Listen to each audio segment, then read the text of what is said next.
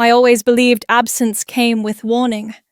A phone call, a word, even just a pause long enough to notice, but sometimes it arrives as nothing at all. The cafe was nearly empty when I got there. Same table near the window, same chipped ceramic mug they always used for her. She stirred her coffee without sugar, even though she used to add 2. "It's going to be a small gathering this year," she said, eyes following the spoon. "Elaine thinks it's best if we keep things close-knit." She wore the pearl brooch Dad gave her their 20th Christmas. I noticed the clasp was still slightly bent from the time it snagged on the church pew. I didn't speak. She continued. "Zachary's family is hosting. Their dining room is just the right size. Intimate, manageable." She unfolded the cloth napkin in her lap, then folded it again into a sharper square.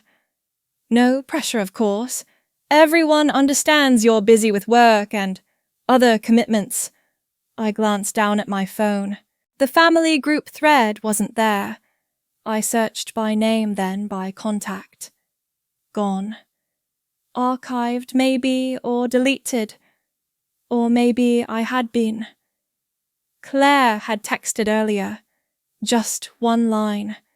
"Maybe it's easier this way. Try not to let it hurt too much. Easier for who?" I shifted in my seat, catching the edge of my coat sleeve. Beneath it, the watch pressed against my skin, heavy, deliberate. The one no one knew I owned. The one he once called the pinnacle of mechanical perfection. Mom was still talking. Something about not wanting me to feel excluded. About timing. About how next year would be more inclusive. I only caught every third word. I remembered the way Dad used to flip open the auction catalogues, tracing the grain of a watch case like it was a fingerprint. He once said, "Some things are valuable, not because they're rare, but because you wait a lifetime to hold them." She reached across the table and touched my hand lightly.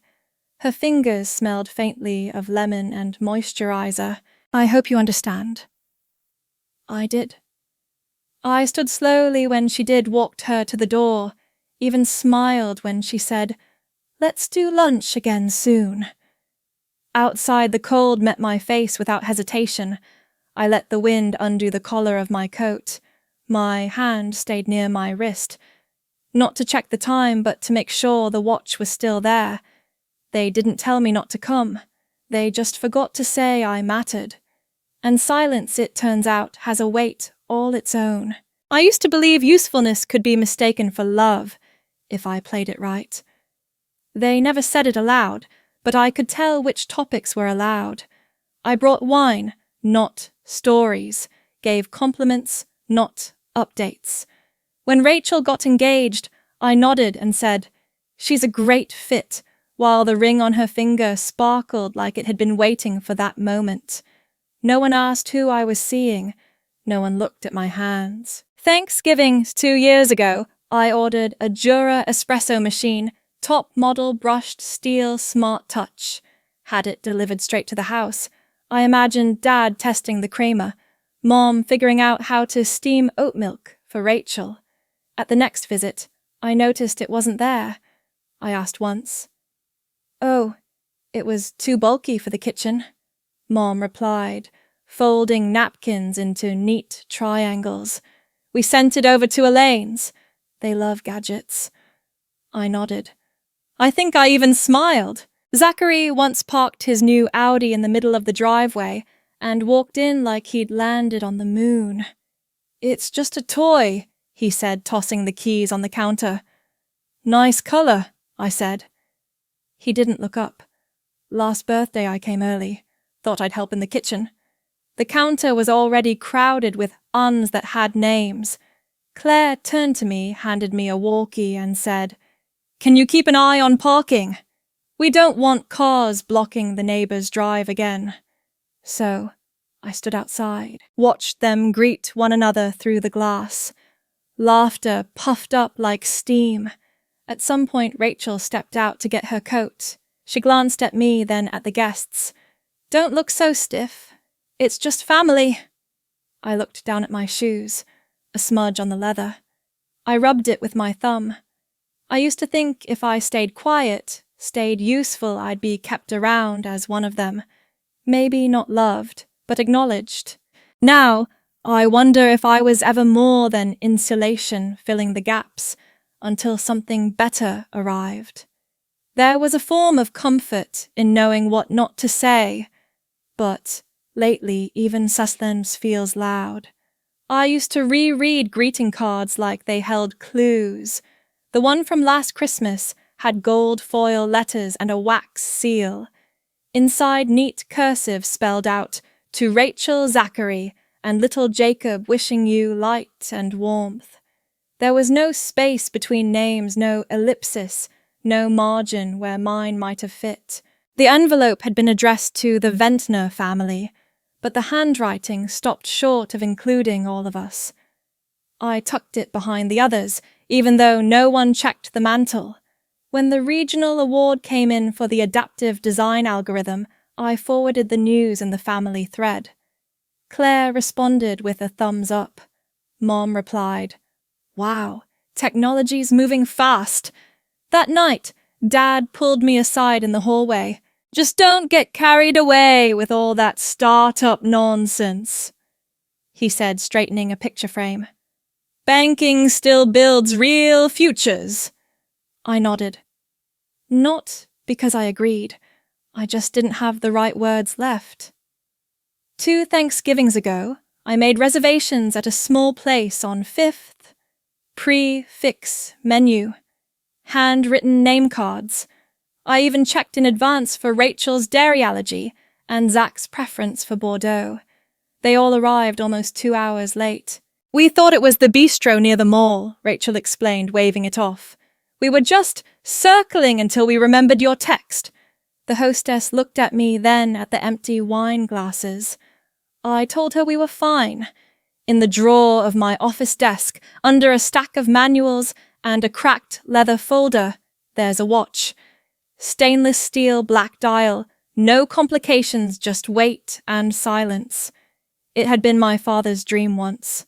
He used to describe it to me when I was 10, tracing its silhouette in the air. I bought it after my first big contract. Not to wear, but to understand him. Sometimes I place it on my wrist, feel the coolness settle against my skin. Even when I carried the shape of his dream on my arm, he never noticed. Maybe he never looked long enough.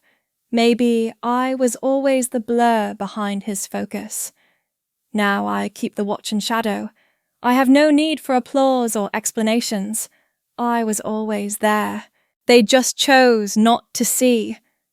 I didn't realize how easily something could be taken without a sound. The email came on a Thursday morning. The subject line read, "Final transfer confirmation. 138 Dovetail Lane." I opened it, expecting junk. Then I saw the line new registered owner, William Preston. Attached was a scanned deed with fresh ink dates I didn't recognize and language I never approved. I reread the line, authorized via family power of attorney, dated March 5th, 5 years prior. I didn't sign anything 5 years ago.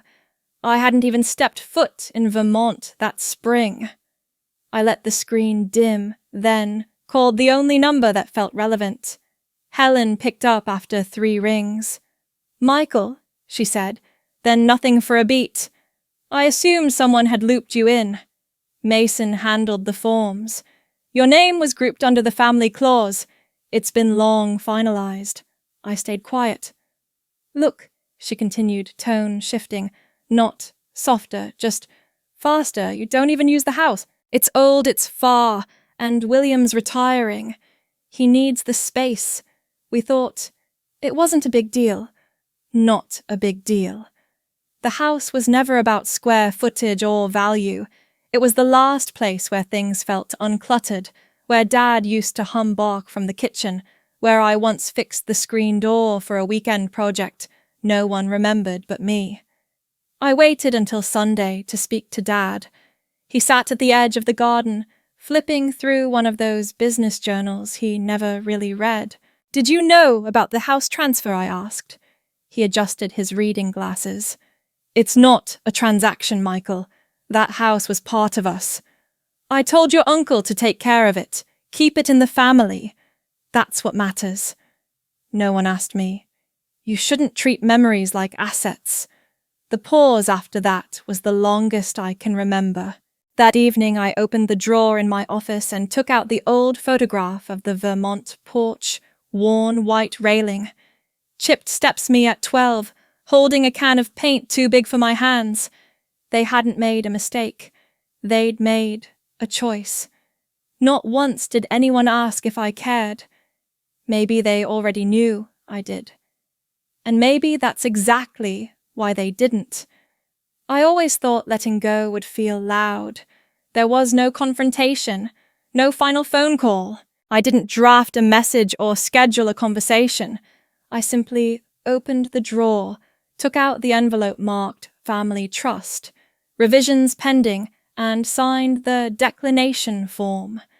No one would see the gesture. That was the point. I reviewed the shared accounts. There weren't many. One tied to quarterly disbursements from the old fund, another linked to the joint credit card Mom used for emergencies. I cancelled the auto payment, closed the access, not because of spite, but because I finally saw it for what it was. Quiet permission to stay tethered. The winter shareholder meeting had been scheduled for Saturday. Claire forwarded the agenda with a line beneath it. "Try not to cancel last minute this time." I didn't respond. I deleted the invite.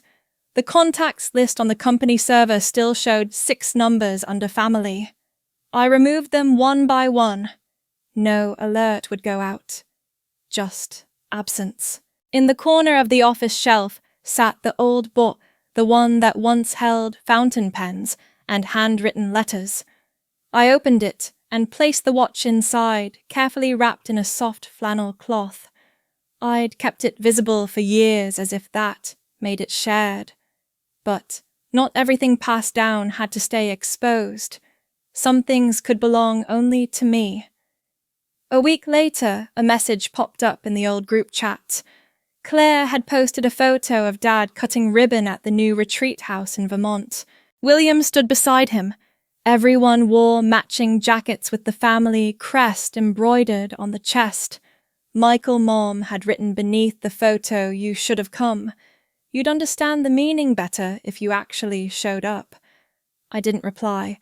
I tapped on the group name scrolled to the bottom and pressed Leave Conversation. No explanation. No blocking. Later, I pulled up the archived folders from years back. Holiday planning spreadsheets, joint donation receipts, scanned travel itineraries where my name had always been at the end of the list. I renamed the folder Old Terms, then I moved it into a drive no one else could access. Letting go wasn't dramatic. It didn't echo. It was quiet. Like folding a page and never opening it again. I used to think silence came only after loss, but sometimes it arrives as permission. The apartment hadn't changed much. Still 3 flights up, still creaked near the kitchen. I found a box labelled Misc that I must have packed years ago. Inside a cracked mug from undergrad, a ticket stub to a science fair no one attended, and a copy of The Design of Everyday Things with a coffee ring on the cover. I wiped down every shelf with an old shirt. Not because the dust bothered me, because I needed to do something that didn't involve explaining. The bookshelf leaned slightly forward. I left it that way. There were no dinner invitations in my calendar, no reminders to pick up wine for Dad or bring gluten-free options for Rachel. The group chat had stayed silent since I left it. Not a single missed call. For years I'd kept my Sundays open, just in case someone needed something. A lift, a second opinion, a last-minute, "Can you swing by?" No one had said the words directly, but absence had its own kind of speech. Now Sunday looked like a blank page. I made eggs. I sat at the tiny table with no centerpiece. I didn't check my phone. The blue shirt was hanging in the back of the closet, soft faded collar slightly curled. Years ago, Rachel had glanced at it during a group photo and said, "You really wore that." I had folded it away afterward. Today I buttoned it up. Near midnight, my inbox blinked. Daniel's name appeared at the top. Tokyo's third quarter numbers just came in. AI models outperforming forecast. Early signs are promising. You were right to keep it lean. No pleasantries. No exclamation marks. Just confirmation. I reread it not for the content, but for the quiet trust underneath it. I stood in front of the mirror above the sink. The glass was old spotted near the edges. I ran my hand over my jaw, then straightened the collar of the shirt. There was no applause, no one waiting for me to show up. But the room didn't feel empty. It just felt mine. I didn't need to win anything. I only needed to recognize who I was becoming. Recognition doesn't always come with warmth. Sometimes it's just math. Elaine's email arrived with an attached PDF and a sentence that began, "We'd like to discuss your potential reinstatement to the advisory board." She wrote that William had liquidated the Vermont property to restructure the family fund for broader alignment. A new corporate partnership was being negotiated, and the deal required unanimous board representation. Your visibility in the tech space could reinforce our image of cohesion, she wrote. The word cohesion sat like a fingerprint I hadn't left. A few hours later, Helen's name lit up on my phone. Her message was short. "You should attend. The board expects full participation. This is about the family, not your feelings. No mention of the house, no mention of the watch. No reference to the conversations that had never happened. Just expectations." That evening, Zachary called. His tone leaned toward casual. "Thought I'd loop you in. We're pivoting toward AI integration. Your team's been on our radar. I figured we could coordinate." I stared at the stack of documents on my desk market reports. Progress charts, a hand-drawn system diagram from months ago. "Your firm is already operating on our architecture," I said. "Pilot launched last month. The usage report was sent Monday." A pause. Guess it slipped past me. The silence that followed wasn't uncomfortable. It just clarified things. They weren't reaching out because they missed me. They weren't checking in because they wondered where I'd gone. They reached out because something was missing from their presentation. Not a person. A placeholder. I pulled up the original draft of the advisory charter. My name had been typed cleanly at the bottom. No annotations, no strike-throughs, just the illusion of permanence. No one had asked what had changed. No one had asked whether I still believed in the structure, because belief wasn't necessary. Just appearance. They needed me to sit down, sign something, and make the picture whole again. But I had no interest in filling the frame. What they wanted wasn't my return. What they needed was the version of me that no longer exists. The most lasting changes are the ones no one notices at first. I stopped picking up calls from numbers I didn't recognize. The new family group chat appeared under a name that tried too hard, The Real Circle. I didn't join. I didn't mute it. I just let it sit there, unread. Eventually, the messages stopped lighting up. Now, I start the morning without rush. I let the kettle whistle once before turning off the heat. I drink my tea slowly, not from habit, but from choice. Some days I read from an old systems engineering manual, taking notes in pencil just for myself. The desk stays clean. The quiet stays intact. At Quantum Trade, the merger closed without fanfare from me.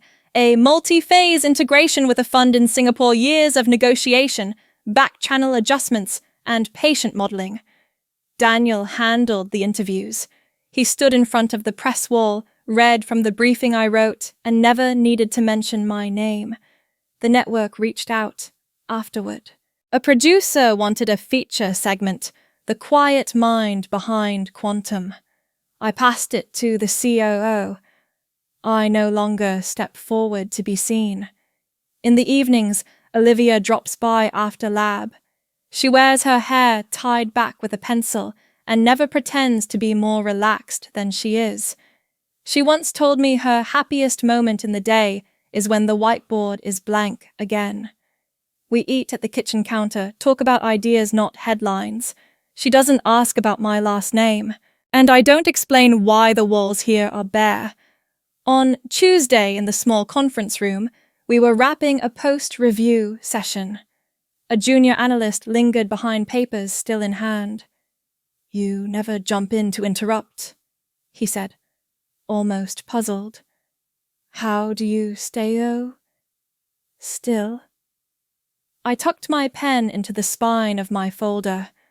I learned stillness, growing up in a place where everyone spoke at once but no one really listened. He didn't respond, but he nodded like something in that line fit into his own drawer.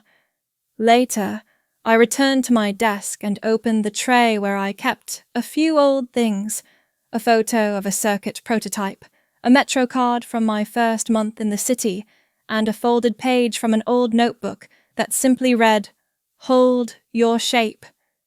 I haven't worn the watch. I haven't needed to. Some inheritances don't belong on the wrist. They belong in the quiet parts of who we choose to become. Freedom doesn't always arrive with fanfare. Sometimes it comes as a form signed in blue ink. The letter was brief.